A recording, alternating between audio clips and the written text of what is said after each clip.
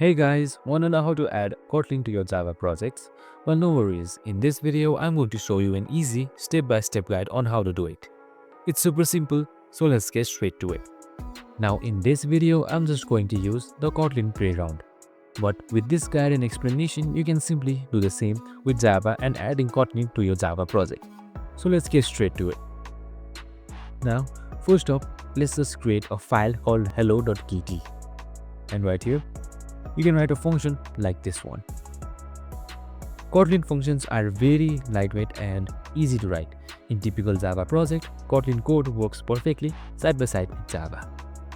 In Java, to call Kotlin code, we use the Kotlin class that's automatically created behind the scenes. So you can see this Java project right here.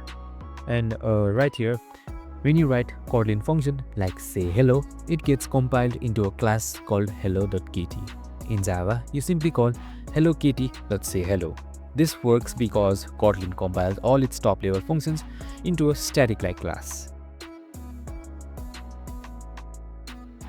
If you want to call Java code in Kotlin, it's just as easy. This makes transitioning to Kotlin from Java really smooth. So, by adding Kotlin to a Java project, you get the best of both worlds, concise and modern Kotlin syntax with the power of Java's ecosystem. And that's it. Super simple and easy. Just these two sections of code will easily add your Kotlin to Java project. I hope this video helped. If it did, make sure to like, subscribe and tune in with us for more of these videos. See you in the next one.